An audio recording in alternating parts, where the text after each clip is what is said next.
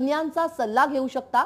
तर वडिलोपार्जित जमीन नावावर करणं यासाठी सुद्धा एक वेगळी प्रक्रिया आहे। ती नेमकी काय प्रक्रिया आहे ते सुद्धा आपण सोप्या भाषेत पाहूयात। एखादी मालमत्ता जर घर, शेत, प्लॉट तुमच्या नावे करायचा असेल तर कायदेशीर प्रक्रियेतून हे जावंच लागतं आणि त्याचबरोबर ती जागा तुम्ही स्वतः घेतली आहे की वडिलोपार्जित आहे यावरून कागदपत्र ठरतात। ती कोणती लागतात ते सुद्धा आपण पाहूयात, कारण ही कागदपत्र खरं तर महत्त्वाची आहेत। 2005 च्या कायद्यानुसार वडिलोपार्जित संपत्तीमध्ये मुलींना सुद्धा अधिकार दिला गेलेला आहे।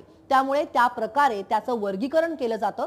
कुटुंबातील मयत व्यक्तींच्या सर्व वारसदारांची परवानगी जर असेल तर तहसीलदार जमीन वाटपाची नोटीस काढतो।